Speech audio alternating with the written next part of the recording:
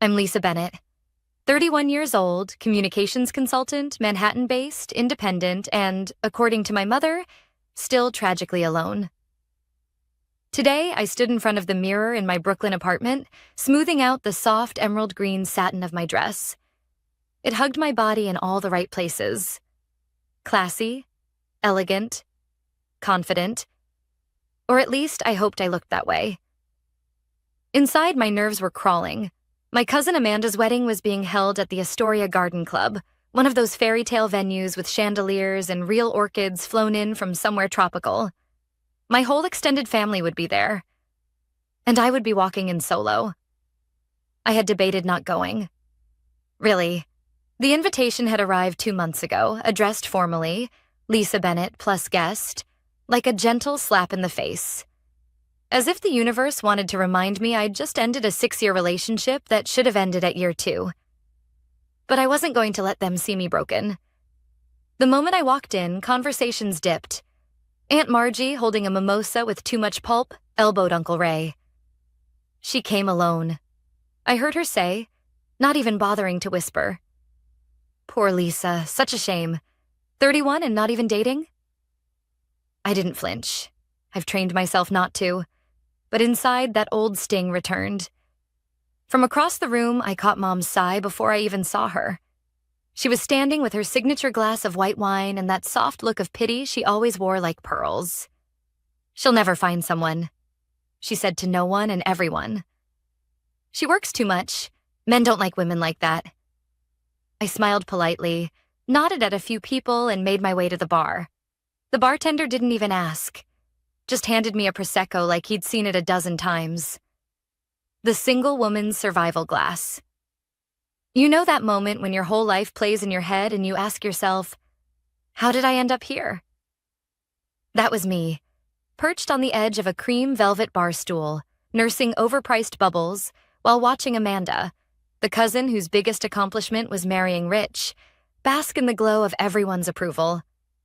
Aunt Susan passed behind me and patted my shoulder. Still no +1? Well, you know, Lisa, some people just aren't meant to find love. But you've always had your career. I turned away, gripping the stem of my glass so tightly it might have snapped. I didn't always feel this way. There was a time I believed in partnership, in a future, in love. But my ex, Daniel, taught me how naive I'd been. 6 years of my life invested. 6. I stood by him through job loss, depression, career changes, and a whole year when he couldn't decide what he wanted.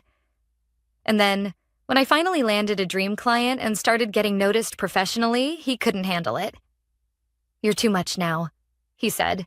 Too independent. I miss when you needed me.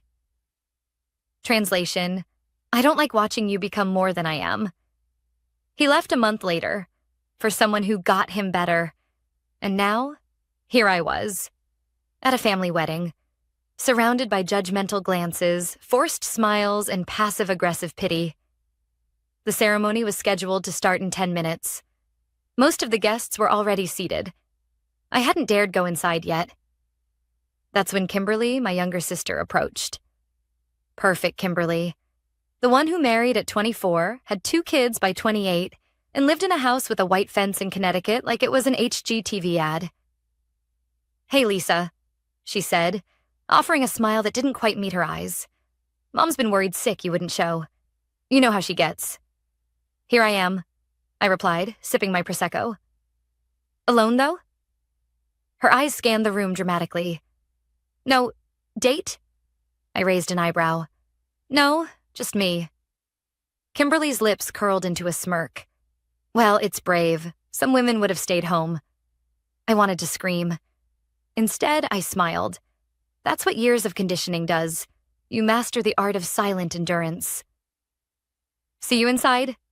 She chirped, turning on her nude heels. And then, the doors to the venue flew open. Heads turned, and a man walked in like he owned every molecule of air in the room. Tailored charcoal suit, clean lines, presence like thunder wrapped in silk. He was tall, confident, and magnetic. The kind of man who didn't just enter a room. He rewrote its atmosphere. My heart stuttered. Whispers spread like wildfire. Who is that? Is that? He looks like... Then he walked straight toward me. Straight. Toward.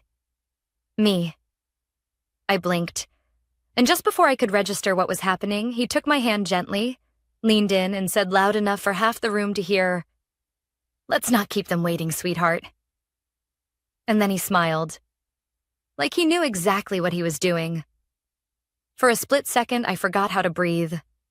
His hand was warm, confident, and steady in mine. My first instinct was to pull away. But something in his expression, a mixture of quiet reassurance and deliberate intention, made me pause.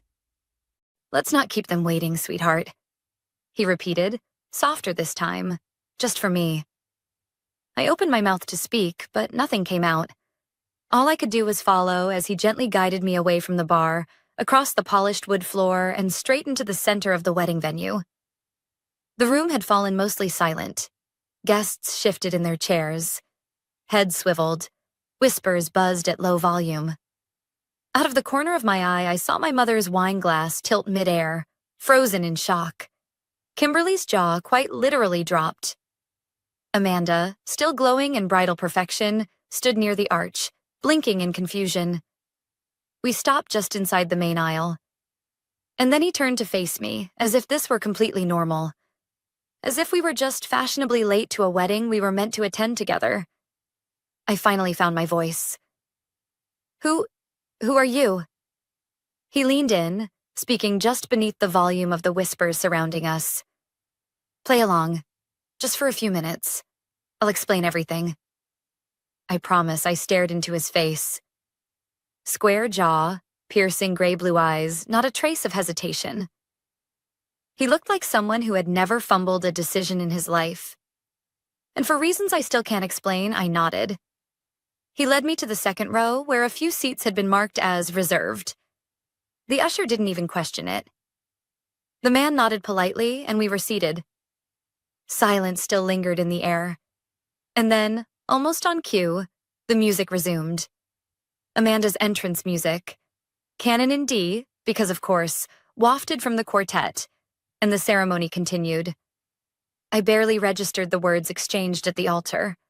My heart was pounding, my mind racing. I turned slightly toward him, whispering through clenched teeth. "Are you some kind of wedding crasher?" A smile tugged at the edge of his mouth. "Technically, no, I was invited. I just didn't RSVP. "Do I know you?" "No," he said. "But I know you, Lisa." I froze. "What?" "I recognized you the moment I walked in. You gave a keynote at the New York Brand Strategy Summit last October. Emotional clarity and crisis communication. You crushed it." I blinked, stunned. "You were there?" "In the front row." Of course, that conference was the one thing I'd truly been proud of in the last 2 years. I'd spoken in front of 500 people, and I remembered a man in the front row. Thought he looked vaguely familiar, but in the moment, I chalked it up to nerves. "And you just decided to walk into a wedding and pretend to be my date?" I asked. He leaned in again. "I heard your sister at the bar, the way she spoke about you. I don't like bullies, so I figured maybe today you could use someone in your corner." Before I could respond, the officiant said, "You may now kiss the bride." And polite applause spread through the room. I clapped numbly, my thoughts still trying to catch up to what had just happened. This stranger, this very attractive, well-dressed stranger, had walked into a social battlefield and picked a side. Mine. As the ceremony ended and people began filing out toward the reception hall, I whispered, "Okay, I'm going to need more than a mysterious hero complex. Who are you, really?" He stood and offered his arm. Sebastian Cole." The name hit me like a freight train. "You're the Sebastian Cole?" "Depends who you ask," he said with a wink. I nearly tripped over my heels. Sebastian Cole, tech entrepreneur, billionaire founder of Cole Innovations, regular on Forbes' Under 40 to Watch list. That Sebastian Cole. I remembered seeing his face on a cover once while waiting at a newsstand. The article headline had said something about him being brilliant, elusive, and impossibly private. And you just happened to be at my cousin's wedding? He grinned. Amanda's fiancé works for one of my subsidiaries. We had lunch last month, and he mentioned the wedding. When I heard the venue, I figured I might stop by and say a quick hello. Why didn't you tell anyone you were coming? He shrugged. I don't do well with a lot of attention, or expectations, and I was going to leave, until I saw you. We were at the edge of the ballroom now. The doors to the reception area stood open, revealing candlelit tables, a champagne tower, and guests gathering in curious clusters. Sebastian looked down at me. I can disappear right now if you want. Pretend none of this happened. I paused. The voices of judgment still echoed in my mind. My mother's sigh, Kimberly's smirk, Aunt Margie's commentary. Or I could walk in with Sebastian Cole. Let's not keep them waiting, I said quietly, echoing his earlier words. His smile widened. And together, we stepped into the ballroom, arm in arm under the stunned gazes of everyone who'd ever written me off. The moment we stepped into the ballroom, you could feel the air shift, not in a cinematic way, with gasps and dramatic music, but in that real way, when people suddenly stop mid-sentence and try to pretend they weren't just talking about you. Everyone was staring. My family, Amanda's bridesmaids, even the staff behind the buffet.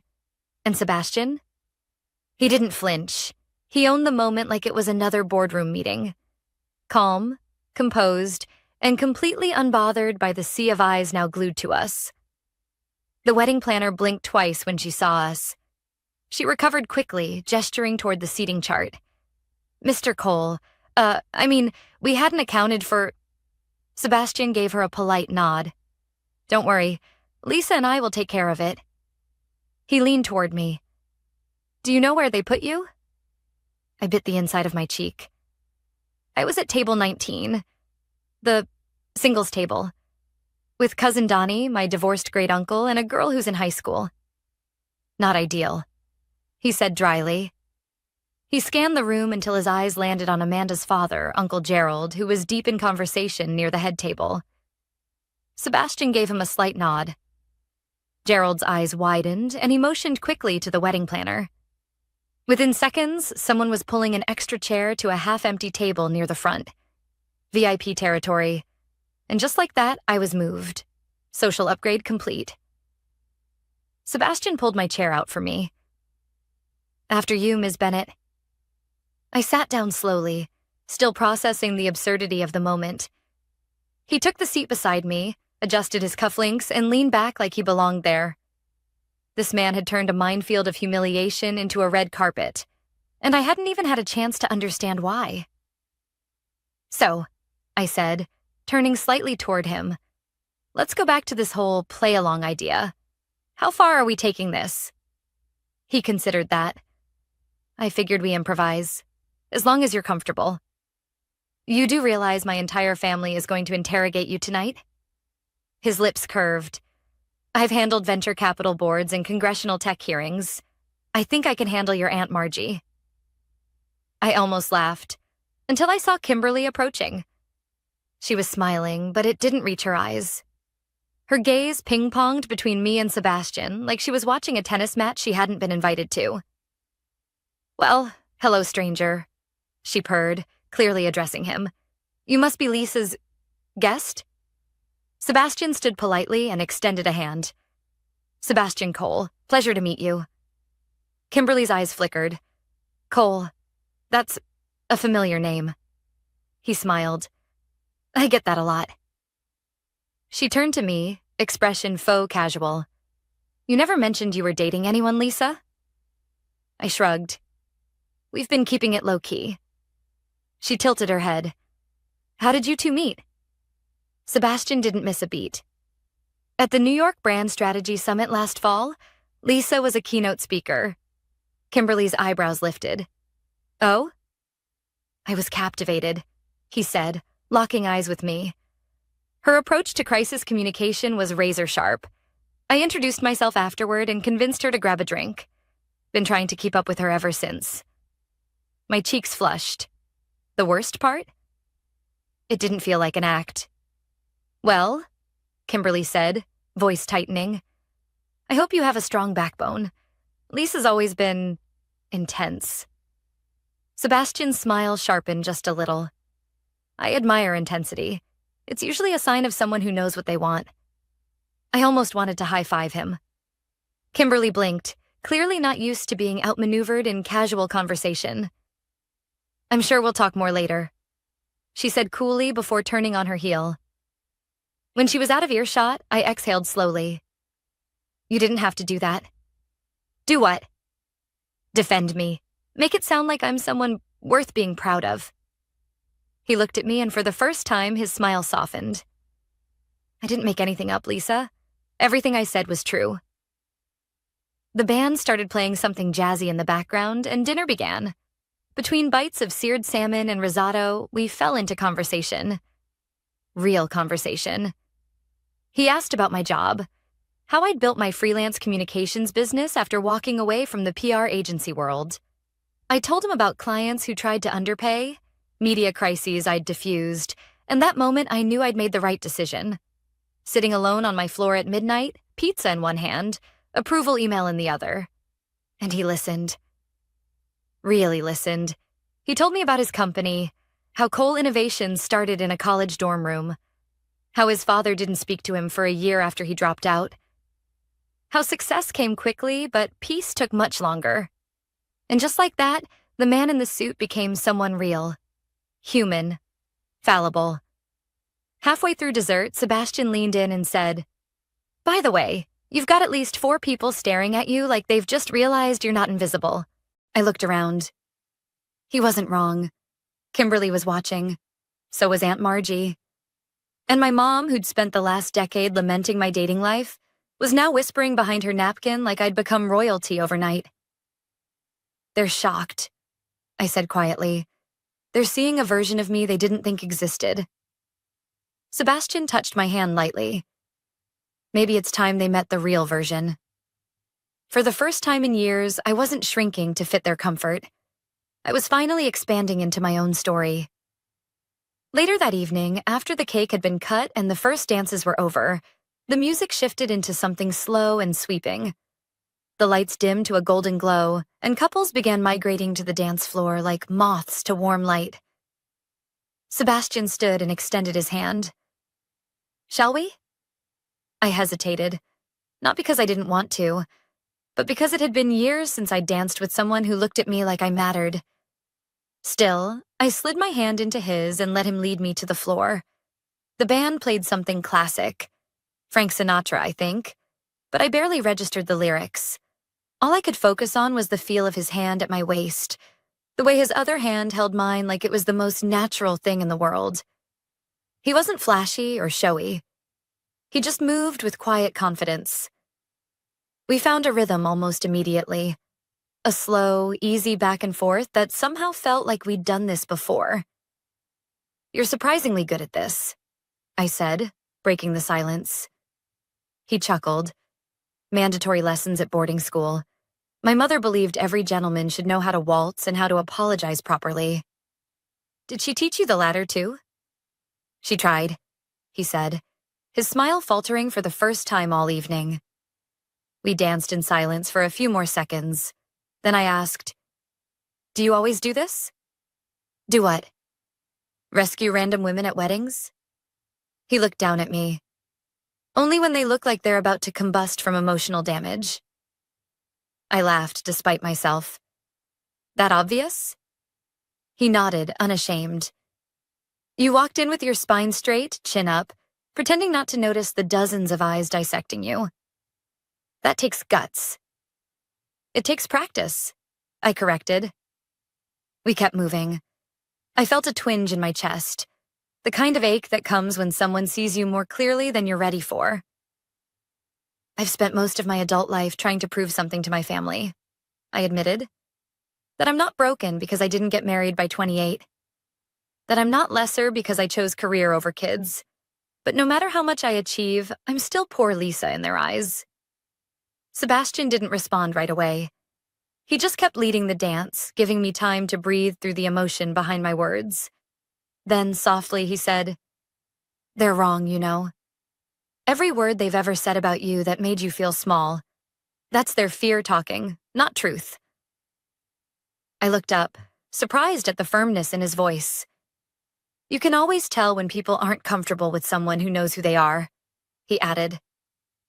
Before I could respond, someone tapped him on the shoulder. It was Amanda's new husband, Jason, I think. He looked nervous, shifting his weight from one foot to the other. "Sorry to interrupt. Sebastian, can I borrow you for a second? Something with the payment system for the venue. We're locked out of the app and—" Sebastian gave me an apologetic glance. "Business emergencies follow me everywhere." He kissed my hand, a move that would have felt corny from anyone else, and turned to go with Jason. As I walked off the dance floor, I found myself face to face with my mother. She held a nearly empty glass of Chardonnay and a purse clutched tightly under one arm. Her eyes scanned me from head to toe. "Well," she said slowly, "that was quite the performance." I blinked. "Excuse me?" "Sebastian Cole?" she said, tone skeptical. "I Googled him during dinner. Do you really expect us to believe you're dating one of the most private men in America? You've never mentioned him. Not once. Because I don't report my love life to the family gossip circle." Her eyebrows rose. "So he's real?" I folded my arms. "Yes, Mom, he's real." She sighed like I'd disappointed her by breathing. "Just be careful, Lisa. Men like that, they don't settle down with women like you." I felt the words like a slap. Women like me. She meant ordinary, real, flawed. "I think we're done with this conversation," I said, turning away before she could see the tears threatening to surface. I stepped out onto the patio for air. The night had cooled, the air crisp with the scent of autumn. A string of white lights twinkled above, and for a few blessed minutes, I was alone. Until Kimberly appeared beside me, arms crossed. "Well," she said, voice light but barbed. "Congratulations." I said nothing. "He seems very convincing," she continued. "You even had Aunt Margie believing it." I turned to face her.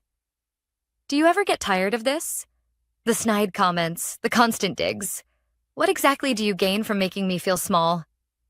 Kimberly rolled her eyes. "Oh, please, don't play the victim." "I'm not playing anything," I said quietly. "I'm just done shrinking so you can shine." For once, she didn't have a comeback. Sebastian reappeared then, walking onto the patio like a man who belonged everywhere. He slipped an arm around my waist and kissed the side of my head. "You okay?" he asked softly. I nodded, and for the first time in years, I realized I meant it. We re-entered the ballroom just as the DJ invited everyone to the dance floor for what he called a moment of celebration for all the couples in the room. Sebastian kept his arm casually around me, his body warm against mine. We didn't dance this time. We just watched from the edge of the floor as couples twirled and laughed and leaned into each other like they'd known love all their lives. I watched them, feeling a complicated swirl of emotions, longing, admiration, and something dangerously close to envy.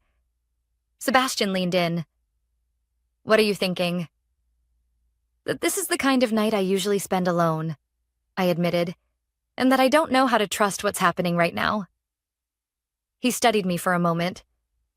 "It doesn't have to be anything more than what it is." "And what is it?" I asked. He paused. Two people who saw something in each other and decided not to ignore it. We were interrupted by Aunt Margie, who approached holding a flute of champagne and wearing her usual cloud of perfume.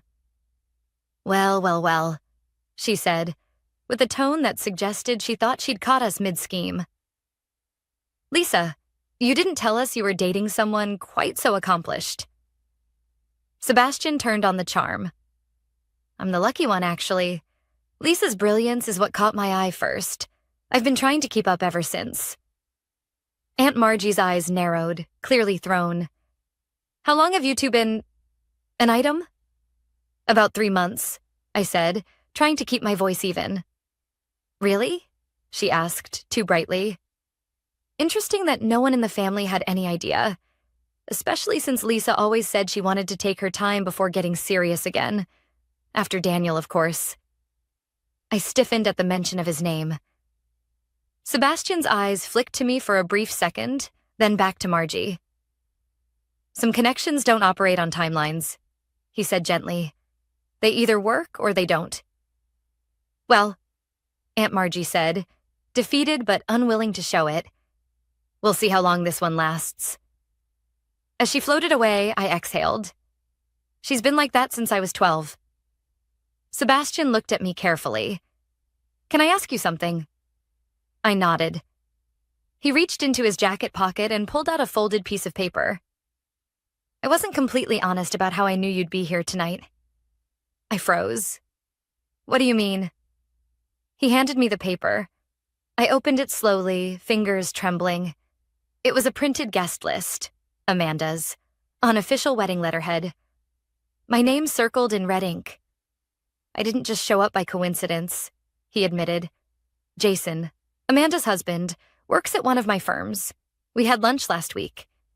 He mentioned the wedding and your name came up. He mentioned you were coming alone. My stomach dropped. So what? This was some kind of mission? No, he said quickly. Not like that. When I heard your name, it rang a bell. I remembered the conference. I remembered how you spoke, how confident and sharp you were. I'd meant to reach out back then, but the timing never worked.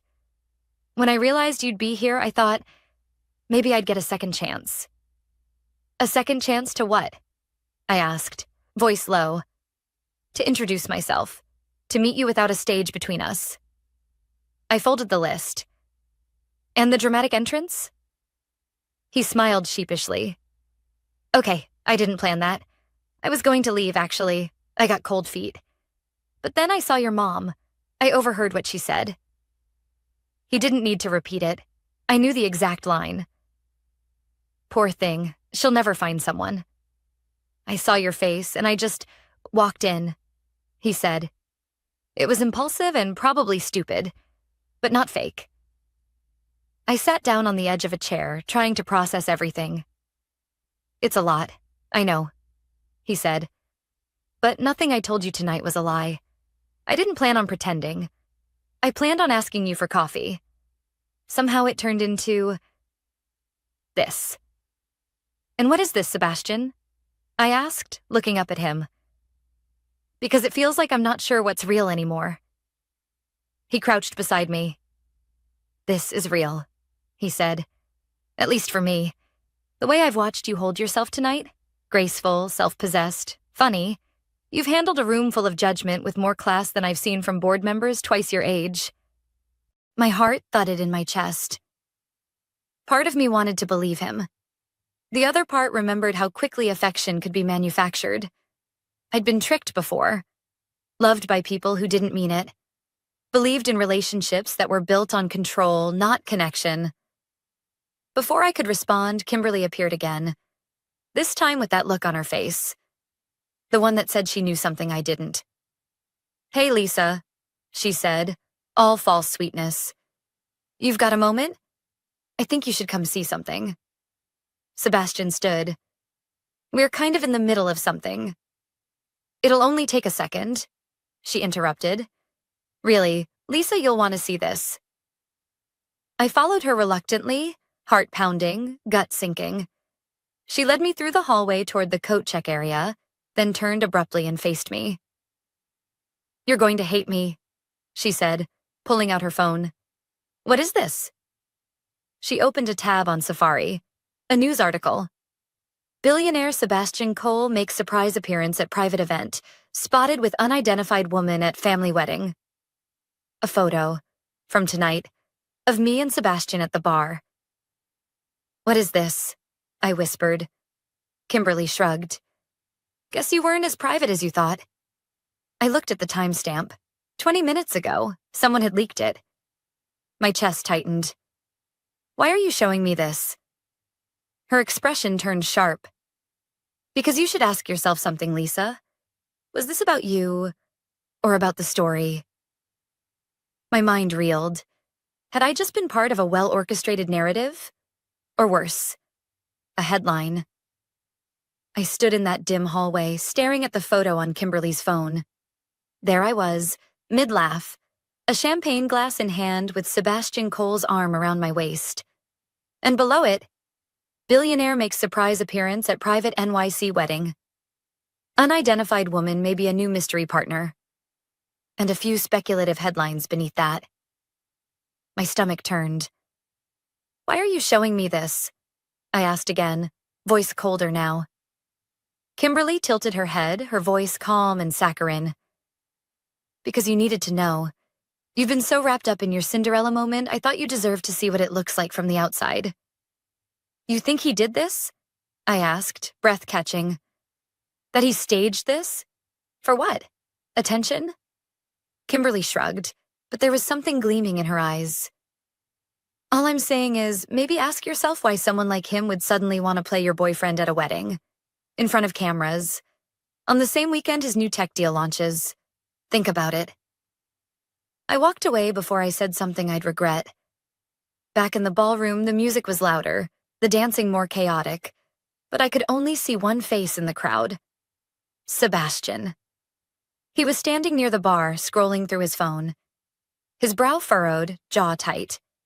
He'd seen it too. I walked straight up to him. We need to talk, now. He looked up, registering my expression instantly. Lisa? Did you know this would happen? No, he said firmly. Not like this. But you did know there was a chance someone might see us. Might post something. Yes, he admitted. But I didn't think it would happen so fast. And I didn't plan it. That photo? That leak? Not me. Then who? I asked. Because I've spent this entire night defending something I wasn't even sure was real. And now I find myself in a tabloid captioned as unidentified woman, like I'm part of some PR stunt. I'm sorry, he said, and he meant it. I could see it in his eyes. But this doesn't work for me, I said quietly. I can't be someone's moment. I've spent too many years being an afterthought, a stepping stone, or a placeholder. If this was a story for you, even a good one, I don't want it. Sebastian stepped forward. Lisa, I didn't come here for publicity. I came here because I remembered a woman who stood on a stage and said things that made me rethink how I communicate with the world.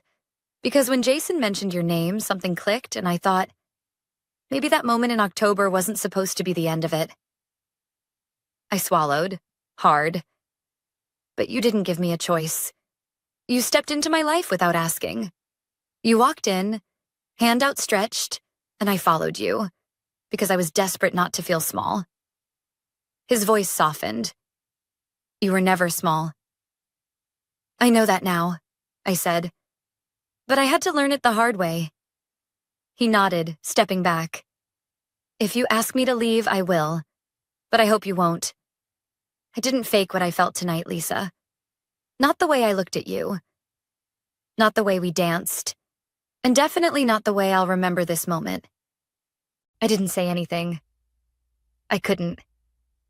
So he turned, slow and sure, and walked out of the ballroom. And just like that, the moment ended. I didn't cry. I didn't chase him. I just stood there, strangely calm, as if something inside me had finally clicked into place. I left an hour later, with no dramatic farewell, no goodbyes. Just a quiet walk out into the cool New York night. The air tasted like endings. And maybe, just maybe, new beginnings too. 3 weeks passed. No texts, no calls. I got back to work. Signed a new client. Reorganized my apartment. Went on a solo hike upstate and cried at the top of a trail for no particular reason other than knowing I could. Then one Thursday morning, a small package arrived at my office. No return address. Inside was a single object. A paperback book with a worn spine. Daring Greatly by Brené Brown. Tucked inside was a handwritten note. Because you did. S. I stared at it for a long time, unsure whether to laugh or cry. In the end, I did both. 2 months later, we crossed paths again. Not planned, not staged. I was speaking at another conference, this time in Chicago. Afterward, I was answering questions at the edge of the stage when I saw him in the crowd. No suit, no cameras, just jeans, a jacket, and that same look in his eyes. When the crowd dispersed, he walked up and said, "Coffee this time?" I nodded. No pretending. He smiled. No headlines. And this time, when I reached for his hand, it was on my terms. 6 months later, I brought him to another family wedding. But this time, no performance, no drama. Just us. Two people who had learned to stop apologizing for who they were. And when my mother whispered, "You look happy," I simply said, "I am." Because I was. Not because of him, but because somewhere along the way, I stopped waiting to be chosen. And finally chose myself.